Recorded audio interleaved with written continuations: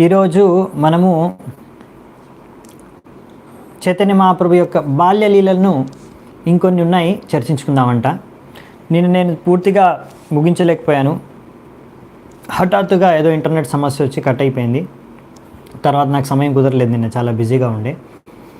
So అందుకనే ఈరోజు continue చేద్దాం అనుకున్నాను. అంతేకాకుండా ఈరోజు జగన్నాథ్ మిశ్రా ఆనందోత్సవం, అంటే నిన్న చైతన్య మహాప్రభు నిమాయ్ ఆవిర్భవించాడు. సో ఈరోజు ఆ సందర్భంగా జగన్నాథ్ మిశ్రా అంటే నిమాయ్ వాళ్ళ తండ్రి, ఆయన అందరినీ ఆహ్వానించి ఒక పెద్ద విందు భోజనం ఆయోజనం చేస్తారనమాట. సో ఈరోజు జగన్నాథ్ మిశ్రా ఫెస్టివల్. సో ఆ సందర్భంగా కూడా మనము నిమాయ్ యొక్క ఇంకొన్ని బాల్యలీలల్ని చర్చించుకుందామంట. సో మనము నిన్న చర్చించుకుంది, నిమాయిని ఇద్దరు దొంగలు ఎత్తుకొని వెళ్ళాలనుకున్నారు. ఆయన దగ్గర ఉన్న బంగారు ఆభరణాలని దొంగిలించాలనుకున్నారు, కానీ విఫలమైపోయారు. తిరిగి మళ్ళీ ఇంటి ముందుటికే వచ్చేసి, నిమాయి వాళ్ళ ఇంటి ముందుటికే వచ్చేసి సచిమాత ఇంటి ముందే నిమాయిని వదిలేసి వెళ్ళిపోయారు. సో ఇలా భగవంతుడి యొక్క యోగమాయ శక్తి ప్రభావం వలన వాళ్ళిద్దరూ కూడా భ్రమతో భ్రమించిపోయి ఇలా వ్యవహరించారు.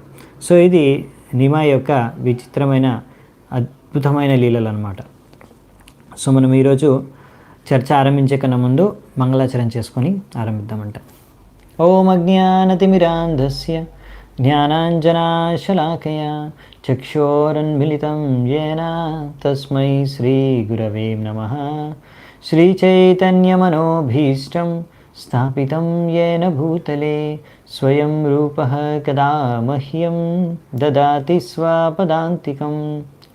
వందేహం శ్రీగురూన్ శ్రీయుతాపదకమలం శ్రీగురూన్ వైష్ణవాంశ్చ శ్రీరూపం సాగ్రజాతం సహగణ రఘునాథాన్వితాం తం సజీవం సాద్వైతం సావధూతం పరిజనసహితం కృష్ణచైతన్యదేవం శ్రీరాధా కృష్ణపాదాన్ సహగణలలితా శ్రీవిశాఖాన్వితాంశ్చ నమావోం విష్ణుపాదాయ కృష్ణప్రేష్టాయ భూతలే శ్రీమతే భక్తివేదాంత స్వామినతి నామినే.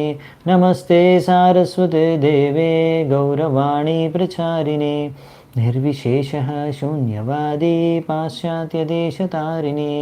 నమో మహావదన్యాయ కృష్ణప్రేమప్రదాయతే కృష్ణాయ కృష్ణచైతన్య నామినే గౌరత్విషే నమః.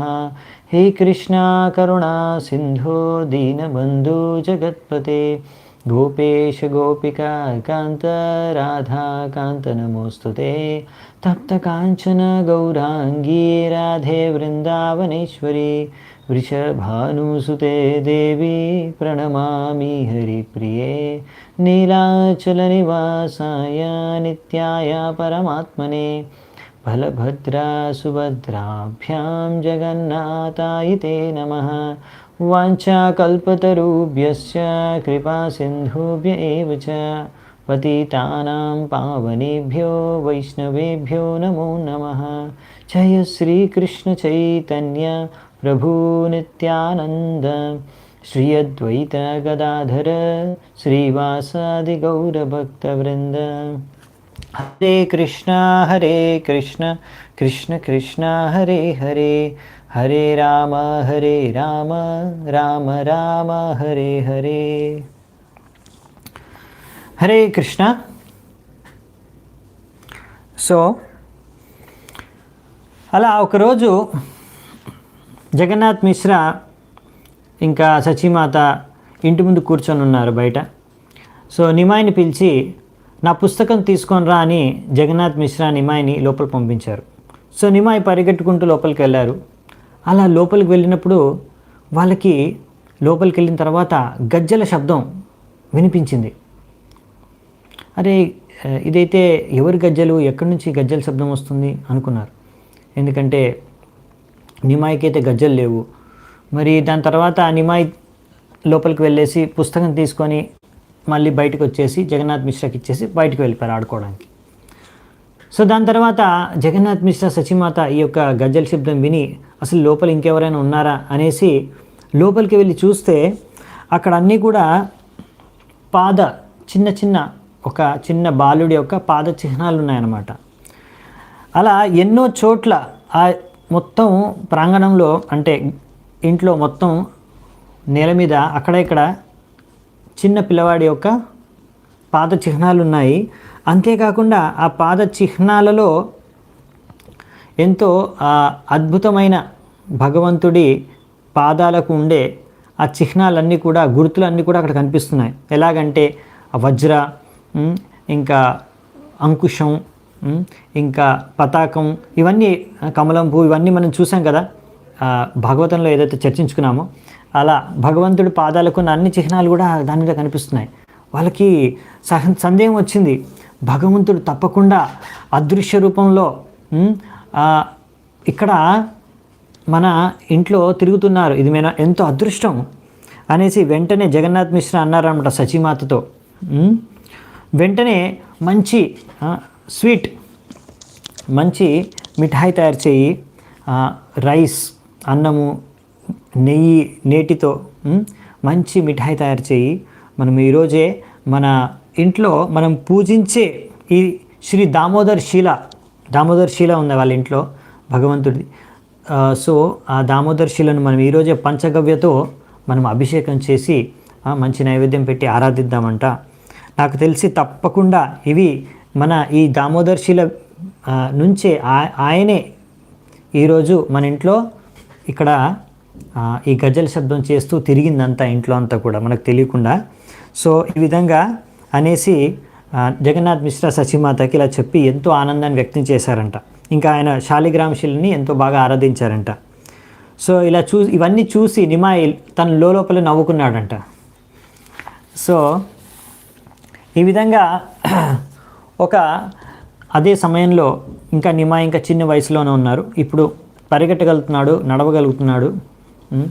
సో ఈ సమయంలో ఒక బ్రాహ్మణుడు ఎన్నో తీర్థయాత్రలను దర్శించుకుంటూ ఈ యొక్క నవద్వీప్ పట్టణంలోకి వచ్చేశారు. అలాగే దర్శించుకుంటూ జగన్నాథ్ మిశ్రా యొక్క ఇంటికి అతిథి రూపంలో వచ్చారనమాట. ఆయన 6 శబ్దాలు కలిగిన గోపాల మంత్రాన్ని ఆయన జపిస్తాడనమాట. ఆయన భగవంతుడి యొక్క ప్రసాదం తప్ప ఇంకా ఏది కూడా ఆయన భుజించడు, అది ఏది సేవించడు. ఓన్లీ భగవంతుడి ప్రసాదమే సేవిస్తాడు. అది ఆయన వ్రతం, అది ఆయన నియమం. సో అలా అతను కూడా ప్రతిసారి ఎక్కడికి వెళ్ళినా కానీ ఆయన గోపాల్ ఒక విగ్రహాన్ని, ఒక శాలిగ్రామ శివని ఆయన ఎప్పుడు తన మెడలో వేసుకొని తిరుగుతూ ఉండేవాడు. ఎప్పుడు భగవంతుడిని ఆరాధిస్తూ ఉండేవాడు. కృష్ణుడి నామాన్ని నిరంతరం జపం చేస్తుండేవాడు. సో కృష్ణుడు ఒక గొప్ప భక్తుడు అన్నమాట ఈ బ్రాహ్మణుడు. సో ఇటువంటి బ్రాహ్మణుని తన ఇంట్లోకి రావడం చూసి జగన్నాథ్ మిశ్రా ఎంతో ఆనందంతో ఆయన్ని ఆహ్వానించారు, అతిథి సత్కారం చేశారు. ఆయన ఒక కాళ్ళకు నీళ్ళతో కడిగారు, పాదాభిషేకం చేశారు. తర్వాత మంచి ఆసనం ఇచ్చి కూర్చోమని చెప్పారు.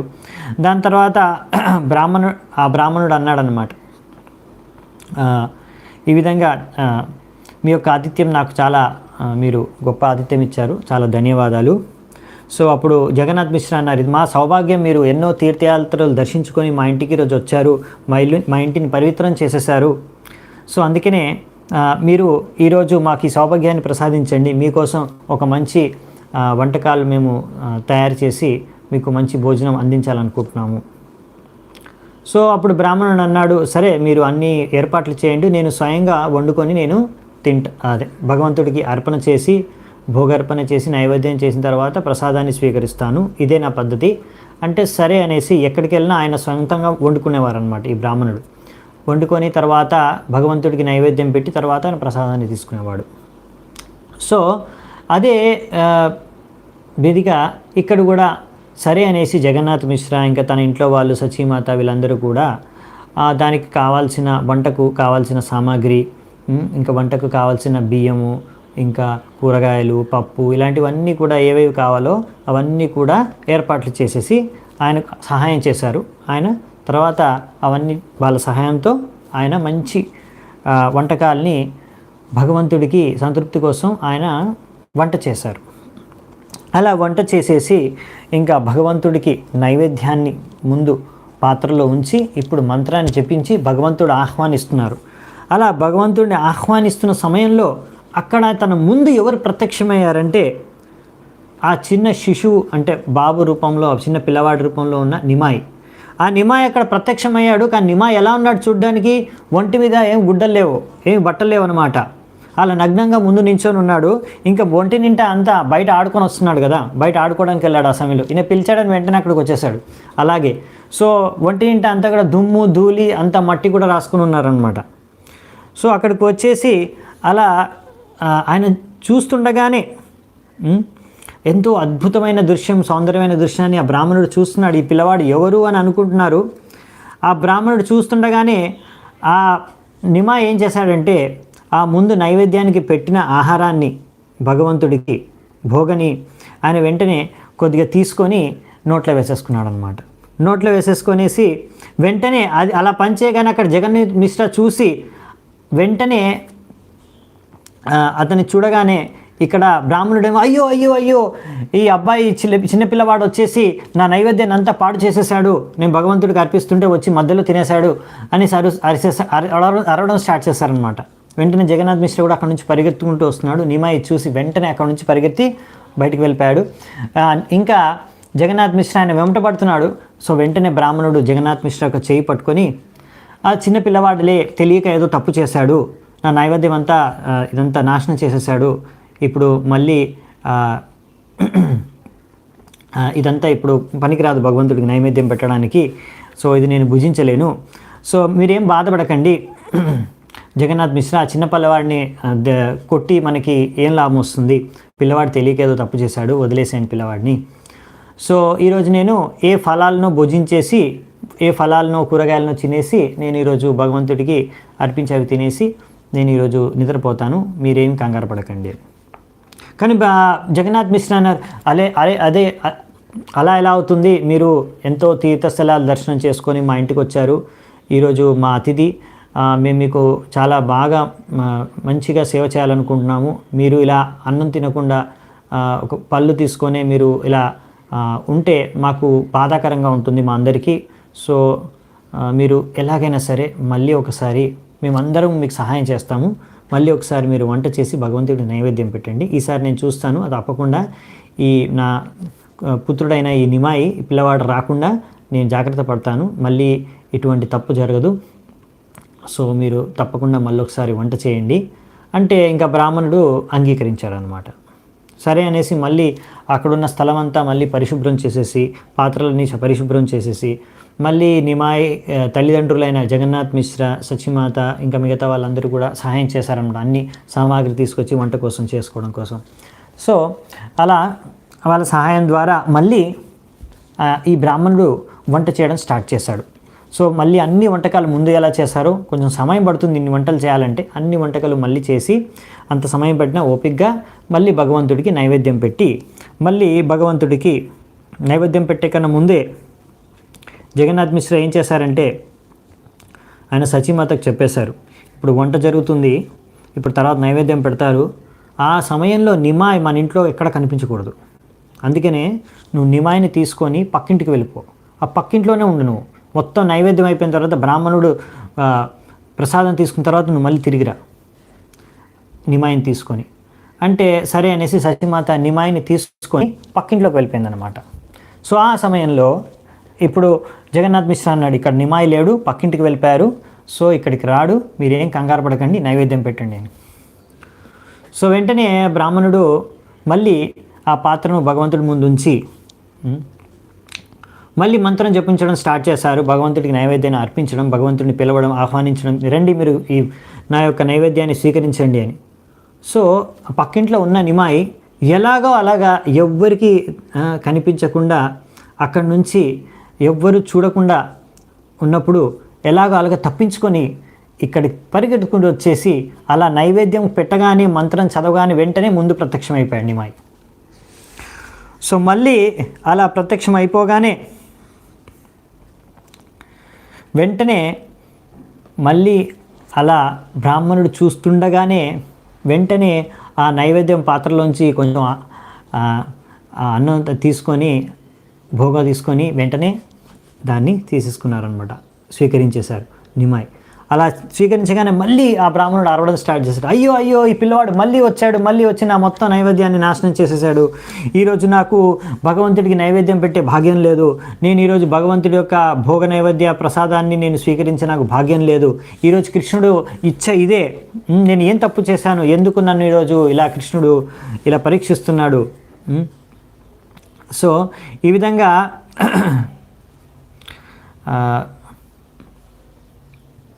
ఆయన అరవడం స్టార్ట్ చేశాడు బ్రాహ్మణుడు. అప్పుడు ఇక్కడేమో నిమాయ్ ఇలా చేసి మళ్ళీ పరిగెట్టుకుంటూ వెళ్ళిపోతున్నారు. మళ్ళీ ఈసారి జగన్నాథ్ మిశ్రా కట్టె తీసుకొని నిమాయ్ వెంబడి పడుతున్నారు అనమాట. ఎలాగైనా సరే ఇప్పుడు మాత్రం దండించాల్సిందే నిమాయ్ని, ఎలాగైనా సరే ఈరోజు దండించాల్సిందే అని. సో నిమాయ జగన్నాథ్ మిశ్రాని చూసి వెంటనే పరిగెట్టుకుంటూ వాళ్ళ ఇంట్లోకి ఉన్న ఒక రూమ్ లోపలికి వెళ్ళిపోయి లోపటి నుంచి లాక్ చేసేసారనమాట. గడి వేసేసారు. ఒక రూమ్లోకి వెళ్ళేసి తలుపులు వేసేసారు. నిమాయ్ లోపల నుంచి లాక్ చేసేసారనమాట. సో ఇంకా మళ్ళీ ఆ రూమ్ తెరిచి లోపలికి వెళ్ళి కొట్టడానికి పోతుంటే అందరూ పట్టుకున్నారు. జగన్నాథ్ మిశ్రాని ఆపారు. ఇంకా బ్రాహ్మణుడు కూడా జగన్నాథ్ మిశ్రాని ఆపేసి ఇంకా అన్నారనమాట, చూడు జగన్నాథ్ మిశ్రా, భగవంతుడు కృష్ణుడు ఇచ్చ ఏది ఉంటే అదే జరుగుతుంది. ఈరోజు నా భాగ్యంలో లేదు భగవంతుడు, నేను ఈరోజు ఆహారాన్ని తీసుకోకూడదు అనుకున్నారు, అన్నాన్ని. సో అందుకనే నేను ఇది ఎంత ప్రయత్నించినా కానీ, మీరు ఎంత ప్రయత్నించినా కానీ, ఎంత సహాయం చేసినా కానీ, మీ ఇంట్లో అన్ని సామాగ్రిలు ఉన్న వంట చేసుకోవడానికి అన్ని వంటకాలు చేసినా కానీ, అది భగవంతుడు నైవేద్యం పెట్టినే భుజించాలనుకున్నా కానీ ప్రసాదాన్ని నేను ఈరోజు స్వీకరించలేకపోతున్నాను. ఎందుకంటే ఇదే భగవంతుడి యొక్క కోరిక. నేను ఈరోజు ఇలాగే ఏమాత్రం అన్నం తీసుకోకుండానే ఉండిపోవాలని. సో భగవంతుడి కోరిక మేరకు నేను ఈరోజు ఫలాల్ని తీసుకునే ఉండిపోతాను అని. సో జగన్నాథ్ మిశ్రా అలా ఇంకా చెప్పబోతున్నాడు. అప్పుడే అక్కడికి విశ్వరూప్ వచ్చేసాడు, నిమాయ్ వాళ్ళ అన్నయ్య విశ్వరూప్. సో విశ్వరూపు అక్కడ రాగానే ఆ బ్రాహ్మణుడు ముందుకి, ఆ బ్రాహ్మణుడు విశ్వరూప్ యొక్క సౌందర్యాన్ని చూసి ముగ్ధుడైపోయాడు. ఎవరి తండ్రి, ఎవరు ఈయన తండ్రి, ఎవరి సంతానం ఈ యొక్క బాలుడు ఎంత అద్భుతంగా సౌందర్యంగా ఉన్నాడని. సో అందరూ అన్నారు, ఈయన విశ్వరూపు, ఈయన జగన్నాథ్ మిశ్ర యొక్క పెద్ద కొడుకు అని. సో వెంటనే ఆ విశ్వరూప్ బ్రాహ్మణుడికి తన ప్రణామాలు అర్పించుకొని ఆయన నివేదించుకున్నాడు అనమాట బ్రాహ్మణుడికి. ఓ బ్రాహ్మణ, మీరేమీ బాధపడకండి, ఈసారి మాత్రం నిమాయ్ తప్పకుండా మిమ్మల్ని ఏమి ఇబ్బంది పెట్టడు, నేను కూడా ప్రయత్నిస్తాను నా వంతు. సో మీరు తప్పకుండా మళ్ళొకసారి వంట చేసి భగవంతుడికి నైవేద్యం పెట్టండి. ఎందుకంటే మీరు అలా ఏమీ భుజించకపోతే మా అందరికీ ఎంతో బాధాకరంగా ఉంటుంది అంటే బ్రాహ్మణుడు అన్నారు, లేదు ఈరోజు నేను ఫలాలు అదే తీసుకొని నేను రాత్రి పడుకుంటాను. ఎందుకంటే నేను చాలాసార్లు ఈ ప్రయాణం చేసేటప్పుడు అడవుల్లోంచి ప్రయాణం చేస్తాను. అక్కడ నాకు అన్నం ఏం దొరకదు, అక్కడ వంట చేసుకోవడానికి ఏం వీలుండదు. అక్కడ నేను ఏవో పళ్ళు, అక్కడ ఏవి లభిస్తే చెట్లలో పళ్ళును తినేసి నేను జీవించేస్తాను, కాలం గడిపేస్తాను. అలాగే ఈరోజు కూడా గడిపేస్తాను, నా భాగ్యంలో రాసి లేదు ఈరోజు అంటే. లేదు విశ్వరూప్ అంటారు, మళ్ళీ మీరు వంట చేయండి, మీరు ఏమీ ఇబ్బంది పడకండి, మేము మీకు అంత సహాయం చేస్తాము, మీరు మళ్ళీ వంట చేయండి. అప్పుడు బ్రాహ్మణుడు అంటారు, ఇది వంట చేసే సమయమా, ఇప్పుడు అర్ధరాత్రి అయిపోయింది, ఈ అర్ధరాత్రి పూట ఇప్పుడు వంట చేసుకొని భగవంతుడికి నైవేద్యం పెట్టి తినే సమయమా అంటే, లేదు మీరు ఎలాగైనా సరే మీరు మా ఇంటికి వచ్చారు ఈరోజు, మీరు మళ్ళీ వంట చేయండి, ఏం పర్వాలేదు, భగవంతుడికి ఏ సమయంలో అయినా మీరు భోగం నైవేద్యాలు అర్పించవచ్చు, మీరు తప్పకుండా భగవంతుడు స్వీకరిస్తాడు, ఈసారి మీరు తప్పకుండా అర్పించండి అని వేడుకుంటే, ఇంకా ఆ విశ్వరూప్ మాటలు కాదనలేక బ్రాహ్మణుడు ఒప్పుకున్నాడు. ఇంకా జగన్నాథ్ మిశ్ర చెప్పారు, ఈసారి నేను ఆ రూమ్లోకి వెళ్ళాడు నిమాయ్, లోపల నుంచి గడి వేసేశారు, నేను ఆ డోర్ దగ్గరే వాకిల్ దగ్గర నేను నించొని ఉంటాను కట్టబట్టుకొని. సో ఆ నిమాయ్ రాకుండా నేను చూస్తాను, ఆ బాబు రాకుండా మీ యొక్క నైవేద్యాన్ని నష్టం చేయకుండా పాడు చేయకుండా నేను చూస్తాను, నా బాధ్యత, ఇక్కడే ఉంటాను నేను నించొని అనేసి ఆ వాకిల్ దగ్గరే జగన్నాథ్ మిశ్ర నించొని ఉన్నాడు అనమాట. సో మళ్ళీ అంత పాత్రని పరిశుభ్రం చేశారు, మళ్ళీ అన్ని కూరగాయలు, బియ్యము, అన్ని పప్పు అన్నీ తీసుకొచ్చి అన్నీ కడిగి అన్నీ కట్ చేసి మళ్ళీ వంట చేయడం స్టార్ట్ చేశారనమాట. మళ్ళీ మొత్తం వంట పూర్తయిపోయింది. వంట పూర్తయిపోయిన తర్వాత ఇంకా బ్రాహ్మణుడు మళ్ళీ నైవేద్యం పెడుతున్నాడు. ఇప్పుడు అర్ధరాత్రి 2 అయిపోయిందనమాట సమయం. సో భగవంతుడికి నైవేద్యం పెట్టి మళ్ళీ మంత్రం జప చేయగానే ఇప్పుడు అందరూ భగవంతుడి యొక్క యోగమాయా శక్తి కారణంగా అందరూ గాఢమైన నిద్రలోకి వెళ్ళిపోయారనమాట. ఈ బ్రాహ్మణుడు తప్ప. ఈయన ఒక్కడు నైవేద్యాన్ని అర్పిస్తున్నాడు, ఎవ్వరు కూడా మెలకువలో లేరు, అందరూ గాఢంగా నిద్రపోయారు. అప్పుడు నిమాయ్ మళ్ళీ ఈ బ్రాహ్మణుడి ముందు ప్రత్యక్షమయ్యాడు. మళ్ళీ బ్రాహ్మణుడు అయ్యో అయ్యో అయ్యో మళ్ళీ వచ్చేసాడు అబ్బాయి, మళ్ళీ వచ్చేసాడు పిల్లవాడు మళ్ళీ అని అరుస్తున్నాడు. కానీ ఎవ్వరూ ఆయన అరుపులు ఎవ్వరికి వినిపించట్లేదు, అందరూ గాఢంగా నిద్రపోతున్నారు అనమాట. సో అప్పుడు నిమాయి ఆ బ్రాహ్మణుడికి అన్నాడు, నువ్వే కదా నన్ను పిలిచింది, అందుకే కదా నేను వచ్చింది అని.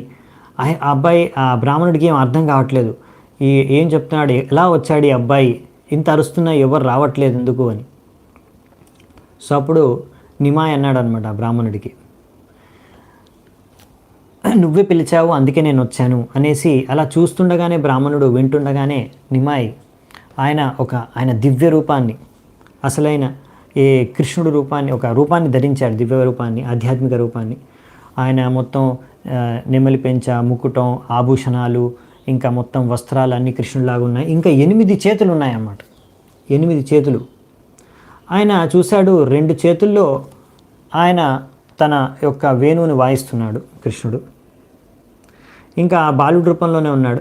ఇంకా 2 చేతుల్లో ఆయన 2 చేతులతో వెన్న తింటున్నాడు. ఇంకా 4 చేతులు ఉన్నాయి, ఆ 4 చేతుల్లో శంఖ చక్ర గదా పద్మాలను ధరించి ఉన్నాడు. సో ఈ యొక్క అద్భుతమైన 8 చేతుల ఈ యొక్క కృష్ణుడి యొక్క రూపాన్ని చూసి, భగవంతుడి రూపాన్ని చూసి ఆ బ్రాహ్మణుడు ఒక్కసారిగా మూర్ఛితుడై పడిపోయాడు. మళ్ళీ లేచి భగవంతుడు అర్థం చేసుకొని వెంటనే ప్రణామాలు అర్పించుకున్నాడు. దాని తర్వాత అప్పుడు నిమాయ్ ఆయనకు చెప్పారనమాట, ఓ బ్రాహ్మణ, నువ్వు నా నిత్య దాసుడివి, నువ్వు నా నిత్య సేవకుడివి. ప్రతి జన్మలో నువ్వు నన్ను సేవించుకుంటూ ఉంటావు, జన్మ జన్మ తర్వాత. నేను ఇంతకుముందు జన్మలో నంద మహారాజ్ యశోదమయ్య వాళ్ళ ఇంట్లో ఉన్నప్పుడు, వాళ్ళని తల్లిదండ్రులుగా స్వీకరించి అక్కడ వచ్చినప్పుడు, అక్కడ నివసించినప్పుడు బృందావనంలో, నువ్వు అప్పుడు కూడా అక్కడ మా ఇంటికి వచ్చావు, నంద బాబా యొక్క మా ఇంటికి వచ్చావు. అక్కడ కూడా నువ్వు మా ఆతిథ్యాన్ని స్వీకరించావు, ప్రసాదాన్ని సేవించావు. సో నువ్వు ఒక మంచి భక్తుడివి, నా శుద్ధ భక్తుడివి. అందుకే నేను నీకు ఇలా ఒక దివ్య దర్శనాన్ని ఇవ్వడానికి ఇలా నీతో ఈ లీలను చేశాను. సో అందుకే నువ్వు ప్రతిసారి పిలిచినప్పుడు నన్నే పిలిచావు, అందుకే నేనే వచ్చాను. కానీ నువ్వు నన్ను గుర్తించలేకపోయావు, అందుకే నేను నీకు ఇప్పుడు ఈ దివ్య దర్శనాన్ని ఇస్తున్నాను. సో ఇది విని ఆ బ్రాహ్మణుడు ఎంతో ఆనందంతో ఉప్పొంగిపోయాడు. కానీ తర్వాత భగవంతుడు ఆ బ్రాహ్మణుడు చెప్పాడు, కానీ ఒక్క హెచ్చరిక ఏంటంటే, నీకు ఇది రహస్యం. నేను భగవంతుడి కృష్ణుడిని అవతారాన్ని అనేసి నీకు తెలిసిపోయింది. ఇప్పుడు ఈ విషయాన్ని నువ్వు ఎవ్వరికీ చెప్పకూడదు, ఇది ఎంతో రహస్యపూరితమైన విషయం. అందుకనే నువ్వు ఇక్కడి నుంచి ఇక్కడే ఉండు, నవదీప్ పట్టణంలో ఇంకా ఎంతకాలం కావాలంటే అంతకాలం నివసించు, నన్ను ప్రతిరోజు దర్శించుకో, ప్రతిరోజు ఇక్కడ మా ఇంటికి వచ్చి రావచ్చు. కానీ ఎవ్వరికీ కూడా ఈ నిజాన్ని, ఈ రహస్యాన్ని తెలియజేయకూడదు. ఒకవేళ తెలియచేసావంటే ఈ విషయాన్ని ఎవరికైనా, నేను నీకు తీవ్రమైన దండను విధిస్తాను అనేసి నిమాయ్ చెప్పి, తర్వాత మళ్ళీ ఆయన నిమాయ్ రూపంలో మారిపోతాడు అనమాట. నిమాయ్ రూపంలో మారిపోయి అక్కడి నుంచి వెళ్ళిపోతాడు మళ్ళీ. సో ఆ యొక్క బ్రాహ్మణుడికి ఈ యొక్క అద్భుతమైన ఘటన, ఇప్పుడు అందరూ పడుకొని ఉన్నారు, ఎవ్వరికీ ఏమి వినిపించలేదు, ఏం జరిగిందో తెలియదు. సో ఈ అద్భుత ఘటన చూసిన తర్వాత ఈ బ్రాహ్మణుడు ఎంతో ఉన్మత్తమైపోయి కృష్ణుడి భక్తిలో, ప్రేమలో ఆ అన్నాన్ని తీసుకొని ఆయన శరీరానికి రాసేసుకున్నారు. గట్టిగా అరవడం, నృత్యం చేయడం స్టార్ట్ చేశారు. అప్పుడు మెల్లిగా ఆ శబ్దాలకి అక్కడున్న వాళ్ళందరూ కూడా, ఇంట్లో వాళ్ళందరూ లేవడం స్టార్ట్ చేశారు. లేచి చూస్తారు, అప్పటికి అందరూ లేచిపోయేవారికి ఆయన చూసి వెంటనే ఆ బ్రాహ్మణుడు ఆయన శరీరానికి కూడా అంత రాసేసుకున్నారు, అన్నం అంత తీసి మళ్ళీ తింటున్నారు అనమాట. సో తర్వాత వాళ్ళ ఆనందంతో చూశారు, ఓకే వీళ్ళ మొత్తానికి మన ఇంటికి వచ్చిన బ్రాహ్మణుడు వంట చేసుకొని భగవంతుడికి నైవేద్యం పెట్టి ఆహారాన్ని తీసుకున్నాడు, మాకు అదే సంతృప్తి అని వాళ్ళు అనుకున్నారనమాట. సో అప్పటి నుంచి ఇంకా బ్రాహ్మణుడు ఆ నవదీప్ పట్టణంలో ఉండి ఆయన ఎన్నోసార్లు ఎంతోమందికి చెప్పాలనుకుంటున్నాడు, కానీ భగవంతుడి ఈ యొక్క విషయాన్ని విని హెచ్చరికను గుర్తు చేసుకొని ఎప్పుడు ఎవరికి చెప్పకుండా ఆయనే ప్రతిరోజు ఎక్కడికి వెళ్ళినా, ఎంత తిరిగినా, ఎక్కడ బిచ్చమెత్తుకున్నా కానీ, ఎవరింటికి వెళ్ళినా కానీ ఆయన మళ్ళీ తిరిగి ఇక్కడ ఒకసారి ప్రతిరోజు వచ్చి దర్శనం చేసుకునేవాడు నిమాయిని. సో ఈ విధంగా జరిగేదన్నమాట. దాని తర్వాత ఇంకా నిమాయి ఇప్పుడు ఆయన ఒక విద్యాభ్యాసం అది స్టార్ట్ అవుతుందన్నమాట. సో అది విద్యాభ్యాసం అనేది స్టార్ట్ అయ్యే కన్నా ముందు ఇంకా కొన్ని లీలలు చేస్తారు. మనము ఇంకొక లీలను చర్చించుకుందామంట, మనకు కొద్దిగా సమయం ఉంది. సో నిమాయి ఇప్పుడు చిన్నతనంలో ఇప్పుడు విద్యాభ్యాసం అయితే స్టార్ట్ అయిపోయింది. ఓకే, విద్యాభ్యాసం తీసుకొని చెప్దామంట. ఓకే, సో జగన్నాథ్ మిశ్రా చూశారనమాట. ఇప్పుడు నిమాయికి సమయం అయింది, ఇప్పుడు స్కూల్కి పంపించాలి, స్టార్ట్ చేయాలి ఎడ్యుకేషన్ అని. సో వెంటనే ఆ యొక్క విద్యాభ్యాసం కోసం కావాల్సిన అనుష్ఠానాన్ని చేశారు. దాని తర్వాత చూడకర్ణ అంటే బ్రాహ్మణులకి అప్పుడు మొత్తం తలనీలాలన్నీ తీసేసి ఓన్లీ శిఖ మాత్రమే ఉంటుందన్నమాట. అలా మిగతా తలనీలాలు తీసేసి శిఖ మాత్రమే ఉంచుతారు. అక్కడ నుంచి స్కూల్కి పంపిస్తారు. దాని తర్వాత కర్ణవేద అంటే చెవులకు కూడా ఇక్కడ ఒక రంధ్రం చేస్తారనమాట. సో ఇవన్నీ అనుష్ఠానాలు చేశారు నిమాయికి. ఇవన్నీ చేసిన తర్వాత నిమాయికి అక్షరాలు నేర్పిస్తున్నారు. సో నిమాయి అలా అక్షరాలు నేర్చుకునేటప్పుడు ఒక్కసారి చూడగానే, ఒక్కసారి వినగానే నేర్చేసుకునేవాడు. అలా అన్ని అక్షరాలు కూడా ఒక్క 2-3 రోజుల్లోనే అన్ని అక్షరాలు నేర్చేసుకున్నాడు. దాని తర్వాత ఇంకా మిగతా శబ్దాలు కూడా వెంటనే నేర్చేసుకున్నాడు నిమాయి. దాని తర్వాత భగవంతుడు వివిధ నామాల్ని కూడా భగవంతుడి నామాల్ని రాసేవాడు నిమాయి. అన్ని రకరకాల ఎన్నో నామాలు ఉన్నాయి, అనంతకోటి నామాలు ఉన్నాయి భగవంతుడికి. అన్ని నామాలని కూడా రాసేవారు. ఇలా నిమాయి తొందరగా విద్యాభ్యాసాన్ని ఎంతో తొందరగా ఫాస్ట్గా స్వీకరించేసి ఎంతో ఫాస్ట్గా నేర్చేసుకున్నారనమాట, చురుగ్గా. సో అలా చిన్నతనంలో నిమాయి చాలాసార్లు ఏడ్చేవారు. ఒక్కొక్కసారి నాకు ఆకాశంలోనే చందమామ కావాలి, లేకుంటే ఆకాశంలోనే తారలు కావాలి, లేకపోతే ఆకాశంలో ఎగురుతున్న పక్షిని తీసి అది కావాలని ఏడ్చేవారు. అలా ఎప్పుడు ఏడ్చినా కానీ అందరూ ఏం చేసేవారు, వెంటనే హరికీర్తన చేసేవారు. హరికీర్తన చేయగానే వెంటనే నిమాయి మళ్ళీ నవ్వుతూ మొత్తం ఆపేసేవారు. ఇంకా నవ్వుతూ చిరునవ్వు వెజయలేవారు అందరిపైన. సో ఈ విధంగా ఆయన ప్రతిసారి ఏడ్చినప్పుడల్లా అందరూ హరికీర్తన చేసేవారు. కానీ ఒకసారి ఏం జరిగిందంటే నిమాయి బాగా ఏడుస్తున్నాడు. ఎంత ఏడ్చినా కానీ వాళ్ళు అందరూ హరికీర్తన ఎంత చేసినా కానీ ఏడుపు ఆపట్లేదు. వాళ్ళకి అర్థం కావట్లేదు, ఈరోజు ఏమైంది నిమాయికి, మేము ఎంత హరినామాన్ని జపించినా కీర్తన చేసినా కానీ ఈరోజు ఏడుపు ఆపట్లేదు ఏంటి అని. సో ఆ సమయంలో అతను అన్నాడనమాట, మీకు నా ప్రాణాలు గనక మీకు ముఖ్యమైతే, నేను బతికి ఉండాలంటే మీరు వెంటనే జగదీష్ పండిత్, హిరణ్య పండిత్ వాళ్ళ ఇంటికి వెళ్ళండి. వాళ్ళు భగవంతుడికి నైవేద్యం అర్పించడం కోసం మంచి మంచి భోగాల్ని తయారు చేశారు. అవన్నీ నాకు తీసుకురండి, అది నేను భుజించాలనుకుంటున్నాను. అప్పుడే నా యొక్క ఈ సమస్య తీరిపోతుంది, నేను అప్పుడు ఏడుపు ఆపేస్తాను అని. సో ఇదేంటి విచిత్రమైన కోరిక అనేసి వీళ్ళు అనుకున్నారు. సరే ఇప్పుడు ఈయన విచిత్రంగా వ్యవహరిస్తున్నాడు సరే అనేసి వెంటనే ఈయన ఓదార్చాలనేసి వాళ్ళు హిరణ్య పండిత్, జగదీష్ పండిత్ వాళ్ళ ఇంటికి వెళ్ళారు. చాలా దూరంలో, కొంచెం దూరంలో ఉన్నారు వాళ్ళు ఇల్లు. సో అక్కడికి వెళ్ళగానే జగదీష్ పండిత్, హిరణ్య పండిత్ ఆశ్చర్యపోతారు. అరే నిమాయికి ఎలా తెలుసు, మేము ఈరోజు ఏకాదశి అనేసి మేము భగవంతుడి కోసం అనేసి స్పెషల్గా ఈరోజు ఏకాదశి ఐటమ్స్ ఇంకా చాలా విభిన్న రకాల వ్యంజనాలు ఇంకా వంటకాలు చేశాము. చాలా పెద్ద ఎత్తున ఎంతో బాగా చేశాము. ఇన్ని రకాల ఈరోజు విందు చేశామనేసి భగవంతుడి కోసం అతను ఎలా తెలుసుకున్నాడు మేము చేస్తున్నామని. ఏదేమైనా సరే చాలా అద్భుతమైన బాలుడు మీ అబ్బాయి. నాకు తెలిసి భగవంతుడు నారాయణుడి యొక్క ప్రభావం, ఆ శక్తి ఈ బాలుడిలో తప్పకుండా ఉంది. లేకపోతే అతను ఇది అర్థం చేసుకోలేడు. మేము ఇప్పుడు నైవేద్యం పుట్టబోతున్నామని ఆయనకి ఎలా తెలుస్తుంది. సో ఏ సమయానికి మీరు వచ్చారు కాబట్టి ఏం పర్వాలేదు, ఇది ఉచితమైన వ్యవహారం కాదు. కానీ ఇప్పుడు అబ్బాయి యొక్క తీవ్రత, ఏడుపుని ఇంకా తీవ్ర సమస్య, శారీరక సమస్యను తీర్చడానికి మేము పర్వాలేదు, మీరు తీసుకెళ్ళండి అనేసి ఆ భోగ నైవేద్యాలను ఇచ్చేస్తారనమాట. సో అవన్నీ తీసుకొచ్చిన తర్వాత నిమాయ్ అన్నిట్లో కొద్దిగా సేవించేస్తారు, టేస్ట్ చేస్తారు, అన్నీ కొద్ది టేస్ట్ చేసి దాని తర్వాత ఏడుపు ఆపేస్తారు, మళ్ళీ ఆనందంగా చిరునవ్వుతో మళ్ళీ ఆడుకుంటూ వెళ్ళిపోతారనమాట. సో ఈ విధంగా అద్భుతమైన లీలలు చేస్తూ ఉంటారనమాట నిమాయ్. సో దీని తర్వాత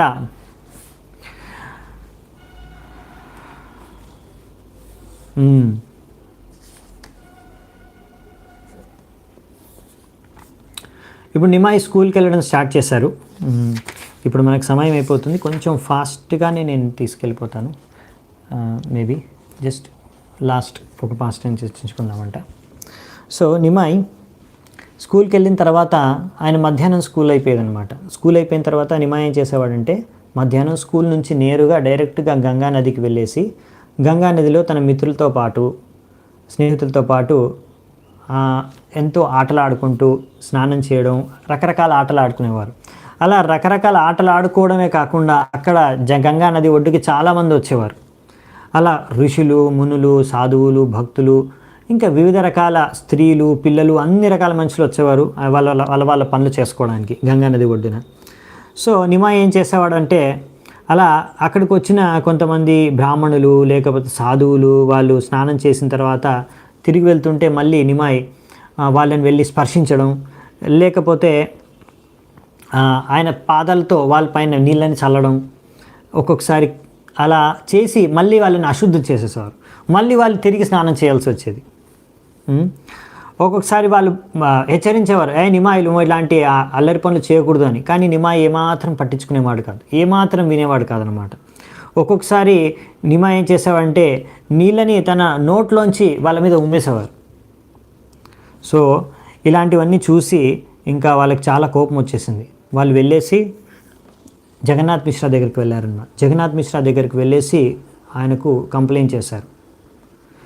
చూడు జగన్నాథ్ మిశ్రా, మీ అబ్బాయి ఉన్నాడే, మీ అబ్బాయి ఎటువంటి కొంట పనులు అల్లరి పనులు చేస్తాడంటే మా అందరినీ బాగా ఏడిపించేస్తున్నాడు. అక్కడ గంగా నది ఒడ్డున వచ్చేసి అక్కడికి వచ్చేసి మేము ధ్యానం చేసుకోవాలని వస్తే ఒక్కొక్కరు ఒక్కొక్క కంప్లైంట్ చేస్తున్నారన్నమాట జగన్నాథ్ మిశ్రాకి. అతను అన్నాడు, నేను అక్కడికి వెళ్ళేసి స్నానం చేయాలని వెళ్తున్నాను గంగా నదికి, కానీ నేను ప్రశాంతంగా నన్ను స్నానం కూడా చేయలేడు గంగా నదిలో. ఇంకొకతను అన్నాడు, నేను అలా కూర్చొని ధ్యానం చేసుకోవడానికి ప్రయత్నిస్తుంటే సడన్గా వచ్చేసి హఠాత్తుగా గంగా నీళ్ళని నా పైన చల్లేశారు. అలా చల్లేసి నాతో అంటున్నారు, నువ్వు ఎవరిపైన ధ్యానం చేస్తున్నావని. సో ఈ కలియుగంలో నేనే నారాయణుణ్ణి వచ్చాను నిమాయ్ రూపంలో, నాపైనే ధ్యానం చేయాలి, నువ్వు ఇంకెవరిపైన ధ్యానం చేస్తున్నావు, నేను నీ ముందున్నాను అని ఇలా అంటున్నాడు. ఇంకొకతను అన్నాడు, నేను నా శివలింగాన్ని తీసుకొచ్చేసి నన్ను ఆరాధిస్తుంటే మీ అబ్బాయి ఆ శివలింగాన్ని తీసుకొని పారిపోయాడు, దొంగిలించుకొని వెళ్ళిపోయాడు మీ అబ్బాయి. ఇంకొకరు అన్నాడు, నేను ఇలా స్నానం చేయడానికి వెళ్తే నదిలోకి నా గుడ్డలు నా దుస్తులు అక్కడ ఒడ్డు మీద ఉంటే అవి తీసుకొని వెళ్ళిపోయాడు సడన్గా. సో ఈ విధంగా ఇంకొకతను అన్నాడు, నేను అక్కడ విష్ణువుని ఆరాధించుకుందామని అక్కడ ఆసన చేశాను, అన్ని పూజ సామాగ్రి పెట్టి స్నానం చేయడానికి వెళ్తే ఆ విష్ణు ఆసనం మీద వెళ్ళేసి కూర్చున్నాడు నిమాయ్. కూర్చొని ఏవైతే నేను అన్ని భగవంతుడికి నైవేద్యం కోసం తీసుకొచ్చిన ఆహారాన్ని అంతా కూడా తినేశాడు. అంతేకాకుండా ఇంకా మిగతా సామాగ్రి అంతా కూడా గంగా నదిలో పారేశారు. ఈ విధంగా చేసిన తర్వాత మళ్ళీ నేను వచ్చి ఏంటి నిమా ఇలా చేసావని అడిగితే, నువ్వు నా కోసమే కదా తెచ్చింది, నేను స్వీకరించడం కోసమే కదా, నేను అందుకనే నీ యొక్క ఆఫరింగ్స్ అన్నీ కూడా నైవేద్యం అంతా కూడా స్వీకరించాను, సో నువ్వెందుకు బాధపడుతున్నావు అంటున్నాడు. ఈ విధంగా ఎన్నో రకాల అల్లరి పనులు చేసేవారనమాట నిమ్మ. ఇంకొకతను వచ్చేసి నేను గంగా నదికి వెళ్ళి అక్కడ గాయత్రి చేసుకోవాలనేసి నేను సంపూర్ణంగా గాయత్రి చేసుకున్నప్పుడు మధ్యలో సమయంలో గాయత్రి మంత్రం నేను జపించే సమయంలో ఎక్కడి నుంచో తెలియదు కానీ కింది నుంచి నీళ్ళల్లోంచి వచ్చేసి నిమాయ్ నా కాళ్ళు కిందికి లాగేశాడు. సో నేను ఆ నీళ్ళలో పడిపోయాను, నా గాయత్రి చేసుకొని మధ్యలోంచి నాది గాయత్రి నేను చేసుకోలేకపోయాను.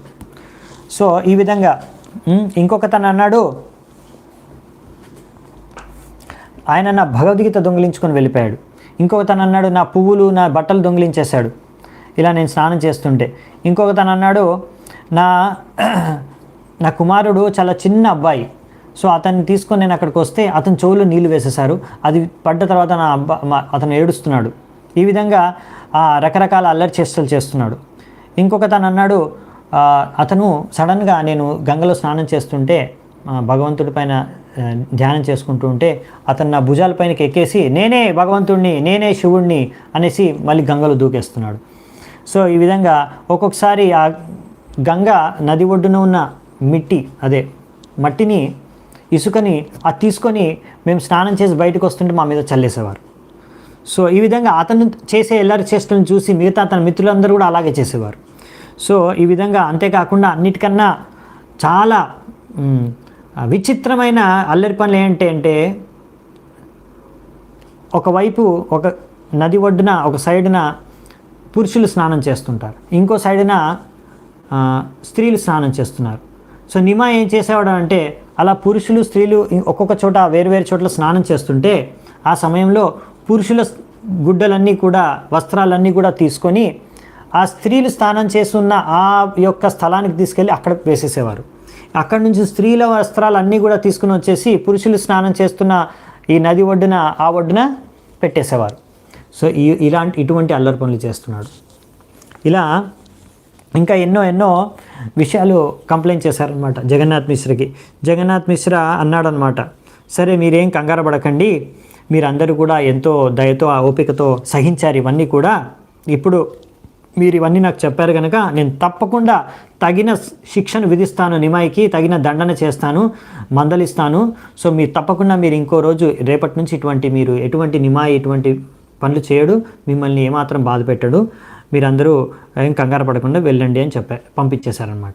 దాని తర్వాత కాసేపట్లో సచీమాత దగ్గరికి చాలామంది యువతులు వచ్చారనమాట.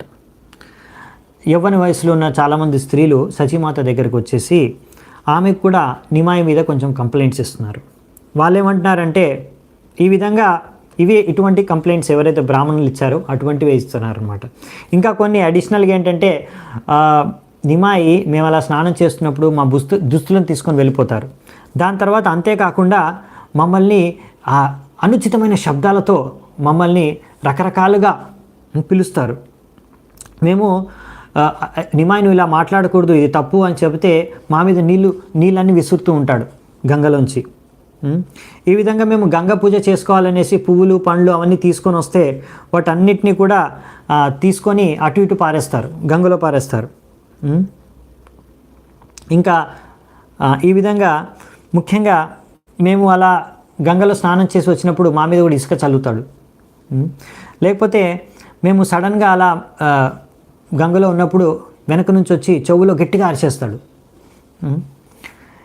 ఒక ఆమె అన్నదనమాట సచీమాతతో, నా దగ్గరికి అయితే నా ముందుకు సడన్గా వచ్చేసి నోట్లో గంగ నీళ్ళు తీసుకొని నా ముఖం మీద చల్లేశాడు, ఉమ్మేశాడు నీళ్ళని కూడా. సో అలా ఇంకొక అమ్మాయి వచ్చేసి సచీమాతకు చెప్తుందనమాట, సచీమాత నాకైతే కొన్ని ఇత్తనాలు ఉంటాయి, ఆ ఇత్తనాలు ఒకడా ఇత్తనాలు అనమాట. ఆ ఒకడా ఇత్తనాలు ఏంటంటే ఆ ఇత్తనాలు తీసి నా తల జుట్టు లోపలికి వేసేసేవారు. అవి ఏంటంటే ఆ ఇత్తనాలు ఒక్కసారి అంటుకుంటే మొత్తం జుట్టంతా అంటుకుంటుంది, దానికి అది తీయడం రాదనమాట, మొత్తం జుట్టంతా చిక్కైపోతుంది. సో ఇంకొక అమ్మాయి వచ్చేసి సచీమాతకు చెప్తుంది, నిమాయి నా దగ్గరికి వచ్చి నేను నిన్ను పెళ్లి చేసుకుంటాను అన్నాడు.